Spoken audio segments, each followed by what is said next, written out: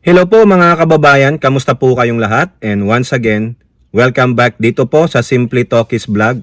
Tayo po ay magbibigay lang ng maiksing komento, opinion at reaksyon sa mga mainit na usaping politika sa ating bansa. Shout out po sa lahat ng ating channel subscribers, mga nagla-like, nagsishare ng ating mga videos. Special shout out to all our OFWs, to the men and women in uniform, sa mga frontliners at mga guro. And once again, may God bless us all. May God bless our country. May God bless and protect the Marcos administration from the forces of evil, the like of Dutertes, their minions, their followers, and the anti-Marcoses. So pag-usapan natin dalawa mga kababayan. Ito, mga Duterte ulit. Yung mag-amang Duterte na nandun sa Dahig. Yung isa, nakahiga sa sahig. Yung isa nakahiga sa kama kasi nag-hotel yan eh. Yung isa naman nandun din sa dahig. Oo. Nagpapakalat pa ng fake news. Naninira pa sa mga tulad nating vloggers and influencers. Yung mga pa-picture-picture lang siya sa kanyang mga fans at nang hahalik ng kanyang pants. Oo. Baka naman bumaba ang kanyang pants. Yung nagsabi sa ating ang mga kumakalaban sa Duterte ay mga komunista, di ba? Fake news 'yan. Cyber libel 'yan, Robin Padilla. Wala kang patunay na ako na kumakalaban sa mga Duterte ay isang komunista. Gago. Pwede kita kasuhan na cyber libel, animal ka. Kasuhan niyo po 'yan, no? Ang senador na walang kwenta, tingnan mo, nagbabantay siya doon. Nagbabantay siya kay Digong. Senador siya ni Digong. Imbis na magtrabaho doon sa Senado, hindi naman sila nakabakasyon. Tingnan nyo talaga. Pribileyong prihibileyo. Pinapasahuran ng daan-daang libong piso kada buwan. Pero nasaan? Nagtatrabaho? Nagtatrabaho? Hindi. Hindi. Moral support para sa kanyang chairman ng PDP. Diba? Bakit si Digong lang ba ang Pilipino na dapat pagsilbihan, i-take care? Mga ulul. Yan ang binabayaran nyo ng taxes nyo. That's why this is where your taxes are being spent to this imbecile, idiot lawmakers. Tingnan nyo yung si Polong, 18 countries pala. Personal foreign travel. Si Robin Padilla, nandun. Si Pusit nandun. Sino pang mga pupunta doon? Mga walang hiya. No? Naka-recess lang kayo. 'Di ba? Recess lang kayo sa pagbalangkas ng mga gusto nyong ipasang batas sa mga debate, sa mga dapat nyong tuunan ng pansin bilang isang core group ng Senado o Kongreso. Pero hindi kayo recess sa mga dapat nyong trabahuin sa opisina ninyo. Tingnan ninyo, ang ganda ng privilege. Sana ganyan na lang palagi. Dapat may recess din, di ba, Pangulong Marcos? May recess din. Wawa naman yung ordinaryong mamayang Pilipino. Hinahabol nyo magbayad ng tax, tapos kukunin lang ng mga walang silbi, mga inutil, mga idiot na mga mambabatas dyan. Ngayon, si Robin may panawagan.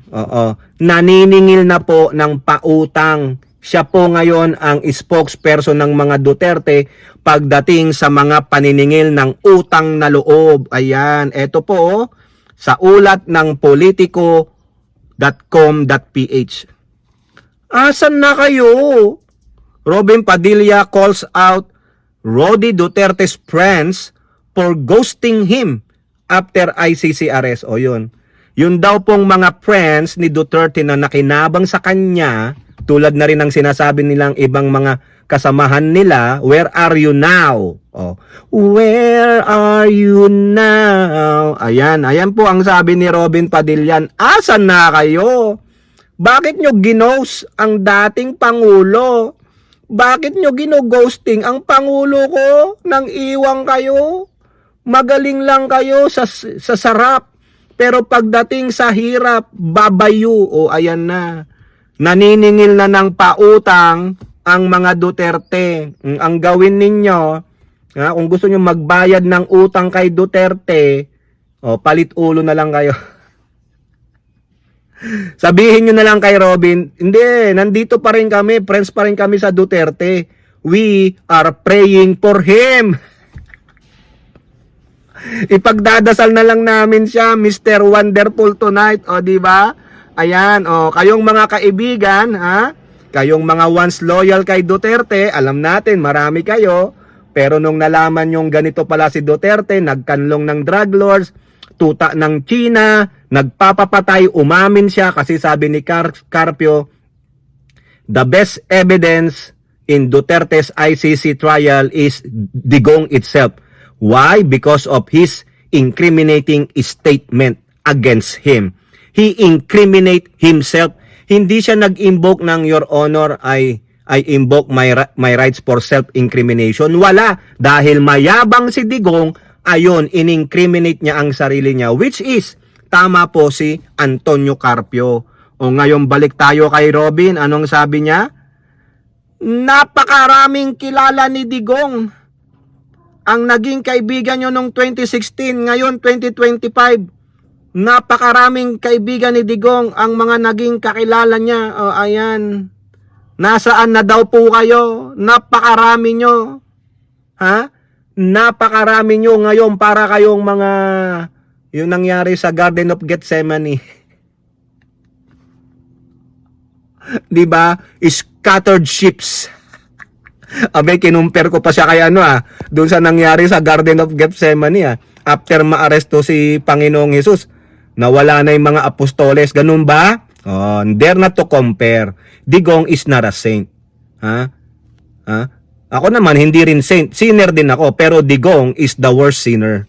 He is the evil of all evils. Oh, ayan. Ang yabang kasi niya Ha? Minura mo ang Diyos. Inalipusta mo ang Diyos. O ngayon, nasaan na? Yung mga kaibigan mo, maka-Diyos. Kaya ang sabi, ipagdadasal na lang namin siya, Mr. Wonderful tonight. Don't worry. We are with Him in spirit. Kaya Robin Padilla, good luck kung meron pang magsasabi, we're here. Ang tanging sumusuporta kay Digong, yung tawag ni Larry Gadon na mga DDS, mga tanga at bobo. Mga DDS, mga tanga at bobo. Ulitin pa natin. Mga DDS, mga tanga at bobo. Yung po, yung mga nabulag ninyong mga OFWs na nandyan sa Netherlands na nagpapakatanga, na hindi mo na nag-iisip kasi wala na pong mga objectivity yan. Basta naniniwala na lang sa malademonyong pananalita o malademonyong dila ni Sara Pusit at ni Digong at nung mga minions nila. O, nakakahiya, Robin? Naghahanap ka ng kakampi? Nasaan yung mga PDP members ninyo? Oh, bakit hindi siya samahan dyan? Oh, bakit hindi siya samahan ni Bato? O kasi baka tuluyan na siyang samahan ni Bato. Bakit di makapunta si Ipe? Si Bongo? O baka naman si Bongo binabawian ni Sara Duterte. Naalala nyo? Yung di umano na pagpigil ni Bongo sa paglapit ng mga kapamilya ni Digong sa kanya noong siya ay presidente. O ngayon Bongo, mag-iiyak ka na lang dyan. Paano na si Tatay Digong ko? Sino maglalagay na kanyang medyas? Wala, tinabla ka ni Sara Duterte. It's not your time. Buti nga sa'yo. Ay Robin, kalampagin mo yung mga mga nagsipulusan. 'Di ba? Ganyan po yung mga maka-Duterte. In times like this, run away. In times like this, ipagkanulo ninyo. O 'di ba para kayong si Peter, Sabi nga ni Jesus Christ, pagtahol ng manok, bago tumahol ang manok, you will betray me 3 times. Pero itong mga kaibigan ni Digong, yung mga sinasabi nilang mga DDS sila, hindi pa nga nagkokrow yung manok. Hindi po ako DDS. 'Di ba sabi nung isa doon, yung journalist daw siya o businesswoman siya doon sa Tricom, I am not pro Duterte. I am not pro-government. Tapos nakikisalamuha ka, altang-alta ka sa grupo ng mga DDS, tapos nilaglag niya si Digong. O tapos, yung kay Nyolo. Nyolo, shout out ha. Tropa ko po yan. Tropa na natin yan si Nyolo. Ha? Si Nyolo. O, yung isa nagre-reklamo sa kanya. Sobra daw siya maingay nun. Ha? O, bakit? Nasasakta ka ba kay mga sabi niya? Sabi nung nagre-reklamo, hindi po ako DDS ha. Pero kitang-kita naman. Kilalang kilala na siya ay pro Digong. Humahalik pa nga kay Digong yan. O di ba? O ngayon, in times like this, yung nangyari kay Digong, ha? In times like this, I don't know him. Ala Peter pala kayo eh. I don't know that guy. I don't know him. Tiktilaok! Ang masama, nangitlog pa yung yung manok. May libreng biga, may libreng itlog. O di ba Robin? Kaya wag ka nang magtaka. Karamihan ng kaibigan, follower, supporter ni Digong ay mga mapagkanulo. Ang mga pangalan ng mga yan ay Peter, Pedro Penduko. Di ba mga oy, sorry naman ha, sarcasm lang yon. Sarcasm lang. O Robin, wala. Oo. Takot si Bato, bakit? Eh baka may sama siya diyan eh, di ba? O ngayon, eto pa tang-ina talaga. Kung ano-anong propaganda ang ginagawa nitong mga Duterte mga kababayan. Lalo na tong inyong BT Putit. Oo, si BT Putit, hindi po ako naniniwalang nakakausap niya ang tatay niya eh. No? Saka yung mga pinagsasabi niya tungkol sa daw sinabi ng tatay niya. Ha? Eh kung maalala nyo, sabi nung tatay niya sa kanya, maniwala kayo diyan kay Inday.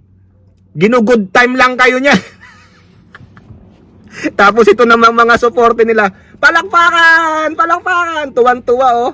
Tingnan nyo, walang emotion nga tong babae na to, hindi man lang maakitaan na talagang, yung talagang nagdadalamhati siya, umiiyak siya, wala po eh. Sa loob-loob niyan, mga gago, ginugood time ko lang kayo para gumanda ang imahe ko. Di ba ginagamit niya tatay niya? Naalala ko lang po talaga.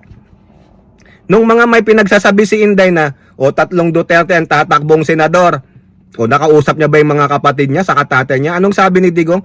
Maniwala ka dyan kay Inday. Ginugood time lang kayo niya. Ano gawin naming 3 dun sa Senado? At kung ano-ano pang pinagsasabi nitong si Inday Putit, good time lang pala mga kababayan. Kaya ito, hinasabi niya sa dahig. O, tingnan ninyo. Ang galing ng drama niya. Talagang siguro nag-workshop ito sa Cheater Arts. Oo, yung paano magdrama, paano tumawa, paano umiyak, paano malungkot. Ganun po yung mga pag-aaralan mo, yung facial expression mo yan. O di ba nagti-TikTok pa nga yan, sumasayaw-sayaw pa. Tapos paniniwalaan nyo yung drama niya. Uwe. Na-realize ko lang mga kababayan, no? Mahirap pong pagkatiwalaan si Pusit kasi sa mismong bibig na ng tatay niya na sinabing, maniwala ka kay Inday. Ginugod time ka lang niya. No? Tapos siguro, isa sa mga script niya, wala mo nang pupunta dito ha. Ikaw Hanilet, wag ka munang pupunta. Ikaw Ma, wag ka munang pupunta. Ikaw Bongo, wala munang pupunta. Si Robin, okay lang yan, tanga yan eh. Yan namang si Roque, isa rin yan, epal lang yan. Ako bida muna, ako muna ang bida. Give me 2 weeks hanggang bago mag-birthday si Papa. Ha? Sa 28 punta na kayo dito para one big happy family tayo. Ako muna in 2 weeks ha, para ilan na ba? 11 siya, di ba? Dinampot. Oh. Actually 2 weeks na ngayon, 25, ha? Oh. Bigyan niyo akong pagkakataon para kunwari banding kami para maniwala ang tao na mahal ko siya. Pero sa totoo lang, sinusuka ko 'yan. Iniwan kami niyan na kaya nga sila nag-divorce ng babae 'yan. Manyak 'yan, oh, 'di ba? Ganun eh. Pero si Sara Putit sa panlabas pinoportray niya kawawa sila. Pero sa loob niyan, pinagtatawanan kayong mga gagong mga supporter ng mga, sabi ni Diadon, mga DDS, mga tanga at bobo. Mga DDS, mga tanga at bobo. O ano ngayon ang sabi niya? Another drama mga kababayan. Politiko. Sara Duterte tells Dad Rodi to write a book like Rizal. But Duterte says he's too old. Bakit hindi si Duterte magsabi niyan? Ha? Kasi ibig sabihin, araw-araw nakakausap ni Duterte, ni Sara Putit yung tatay niya. Ay, ang galing naman ng ICC. Parang wala naman oras ng dalaw at araw ng dalaw. Di ba? Ganyan sa mga bilangguan. No, hindi pwede ngayon. Kadadalaw mo lang kahapon, dalaw ka na naman. Ano ka, regla? Ano, minimurder post ka? Araw-araw may dalaw? Baka nga naman si Digong, araw-araw may dalaw kasi kailangan palitan yung diaper. Ngayon naman daw, sinabihan niya tatay niya, magsulat daw ng libro, parang si Jose Rizal. Parang nga namang si Lolo Jose Rizal nung nasa kulungan. Ilang libro ang sinulat, No Limit Tangieri, El Filibusterismo. Di ba si No Limit Tangieri, Touch Me Not. Ano yung El Filibusterismo? Ano yun? The filibuster? Tingnan natin mga kababayan. The subversive, the reign of greed. Ayun pala yung El Filibusterismo, ha? The subversive or the reign of greed. Yung isa, Touch Me Not. Hango po yung kay Jesus Christ. Sabi niya doon kay Mary Magdalene, touch me not, for I have not ascended to my Father. Yun ang ginamit ni Lolo Jose Rizal. Sa bilangguan yun, nagsusulat siya. Tapos yung El Filibusterismo, para po yan sa mga praile. Ayun daw gawin ni Digong. In-advise daw ni Pusit kay Digong na magsulat ng libro ala Jose Rizal. Bakit? Hero ba tatay mo? Feeling hero. Hero naman po si Digong, mga kababayan. Hero siya. Saan siya hero? Hero ng mga pogo. Hero ng mga drug lords. Hero ng China. O dapat doon ka magpagawa ng rebulto sa China, hero ka eh. Bakit? Sa West Philippine Sea. Walang iya ko to, sabi niyo. I was asking him, magsulat ka na lang ng libro. Magsulat ka na lang ng libro and then when you get out, we'll sell it and we'll make money. O tinan mo. Talagang pagkakakwartahan, di ba? Baliw talaga to. Yung BP ninyo, gagamitin pa yung tatay na ngayon ay ang misery niya, nakakulong siya, ha? Para pagkakitaan, tama ba matinong pag-uutak nito? Tignan mo nga naman. Tapos ang sabi daw ni Digong, well, I'm too old to write a book, pero tumatayo pa si Patotoy. Buta na, may girlfriend pa nga daw na isa eh. At totoo lang, maniwala kayo dyan na sinabi yan ni Pusit. Ginugod time lang kayo. Kung totoo man to, ang nasa isip pa rin ni Pusit, pagkakakwartahan. At sinasabi niya, para daw pag nakalabas si Digong, ibenta nila at pagkakitaan. Tignan ninyo, ang isip ni Pusit, pera pa din. O, tignan nyo kaya.